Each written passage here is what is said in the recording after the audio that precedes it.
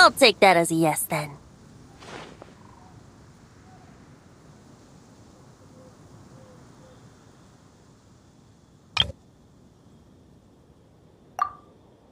Ah, finally, you're here!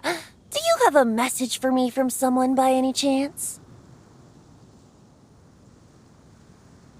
There's not a single prophecy about you in that dictionary. That's what you were about to say, right?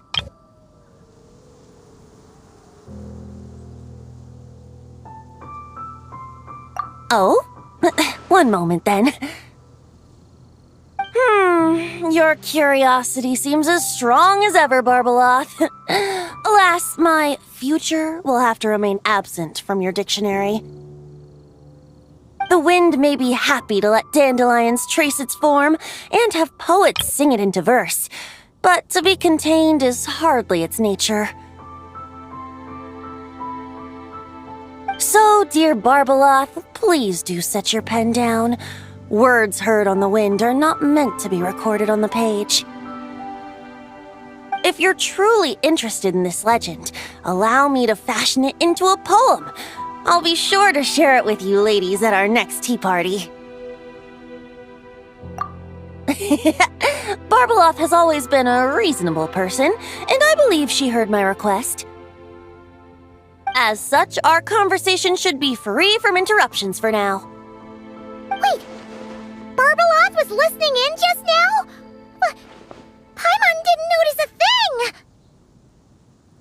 Well, she is a Hexencircle mage. They all have quite a few tricks up their sleeves. Still, you noticed right away and even got her to leave us alone. Doesn't that make you the real master at cards here? Given the various practical factors at play, I'd call myself a master with limits. There you go, being all secretive again. Well, anyway, there wasn't a single thing about you in that dictionary. You being here is enough. Barbeloth's prophecy concerning me may be incomplete, but it's not incorrect. There's something I need to do, and I could indeed use your help. Trusty as always. In that case...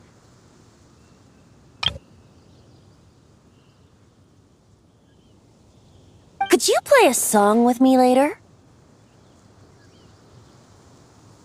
Yep, that's all. But don't worry, this isn't a performance to decide the fate of some consequential event. It's just a duet between friends. The last time I played this song, the howling gale was my sole audience, and the notes scattered in all directions, leaving only fragments of the melody behind. But now, with a friend like you by my side, why should the wind alone bear witness to this music? Besides, I think my hands will be just that much steadier, playing alongside a trusty friend like you. That's all I ask. Now, let's head to the performance venue. If we follow the breeze, we'll be there in no time.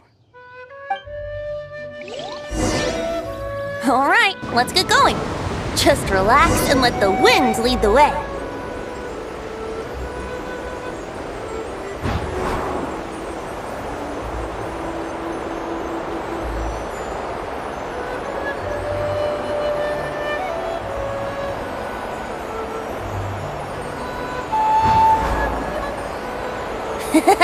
No need to hold your breath. In and out. Easy does it. I let the birds know we would be coming, so we won't run into them.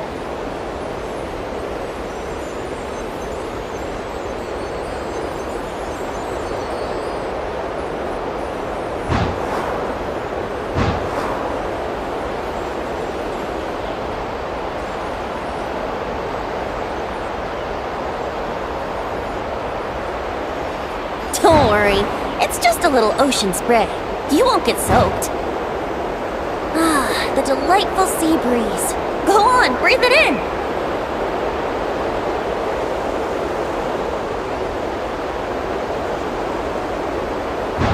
We're almost there.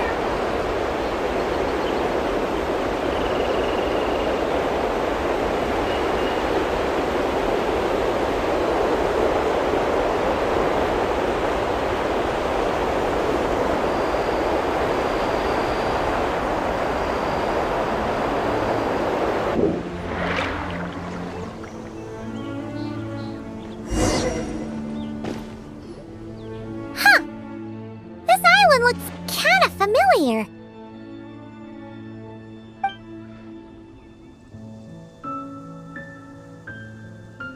Not always. It was once an isle like any other. An ordinary, unassuming aggregation of sand and gravel.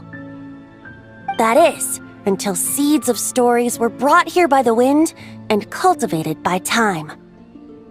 And in due course, the wind brought forth new tales, and time caused them to grow into legends. So with that, allow me to welcome you in truth to this island favored by time, traveler. This is the place where time and wind met in the distant past. Whoa. You suddenly sound so serious, Tone-Deaf Bard. Paimon's not sure she's following this conversation anymore either.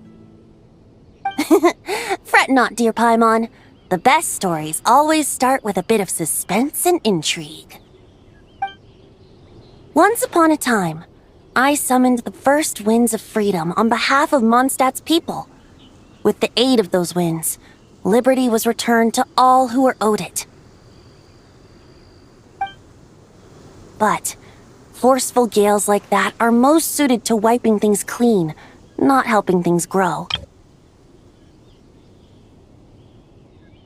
So, after a few crises in Mondstadt were resolved, I made the winds gentler. Just strong enough to bolster the people in times of need without knocking them off their feet.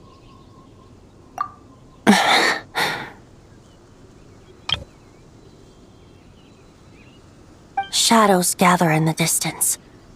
I'm sure you felt it too. I've heard about the Pyro Archon's face-off with the ruler of death, Renova, and what happened to the Fatui Harbinger, the captain. And that's not even mentioning how abyssal activity has been encroaching closer and closer to Mondstadt. I fear the impending crisis may be beyond what humans alone can solve. In light of that, I need to be prepared. It is the Animo Archon's duty to intervene in times of need.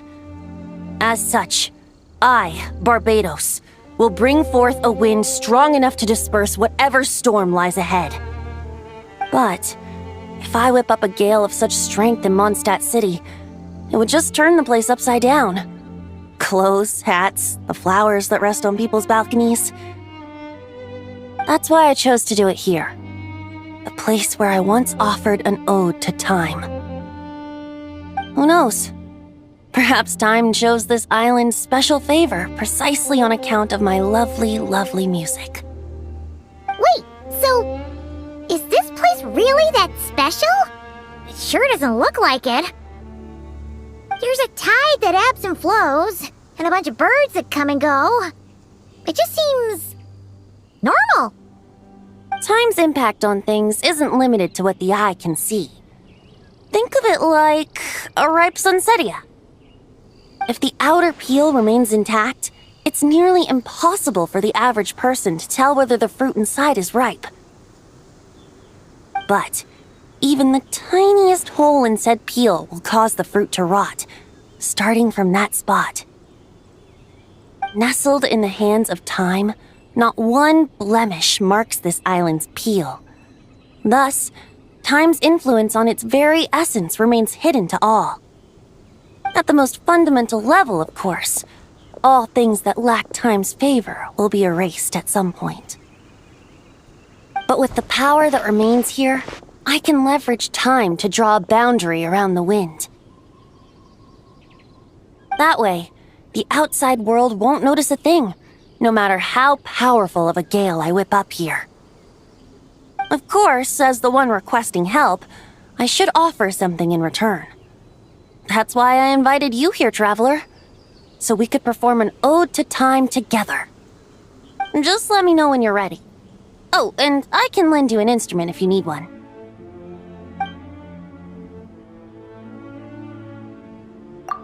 Great. Let's get started.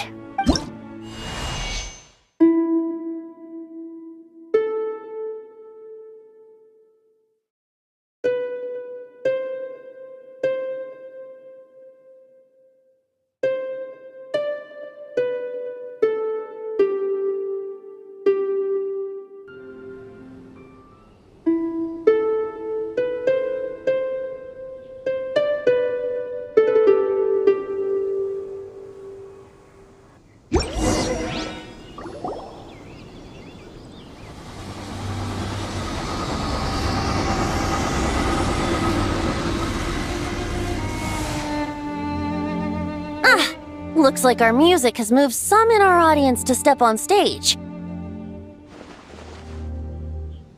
But that's against concert rules, so let's usher them out.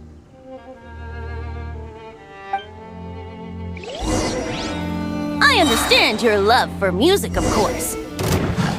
But for now, I'm going to have you leave the premises. Let's play! Yahoo! Ha! Wouldn't gliding be faster? Ha! Boom boom! Go get him, Uruguay!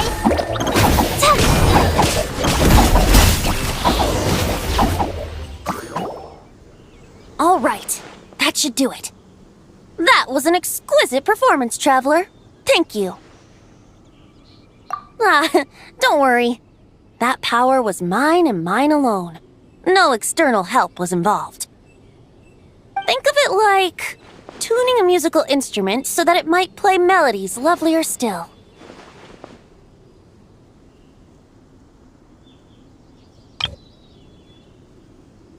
Ha! So you do have some tricks up your sleeve. What else are you hiding, huh? Oh, Paimon. How many tricks could I possibly have? I only have 2 sleeves, after all. You know that's not what Paimon meant, tone-deaf bard. I have a feeling the wind is gonna be pretty strong today. We should head back to Mondstadt and tell people to hold on to their hats.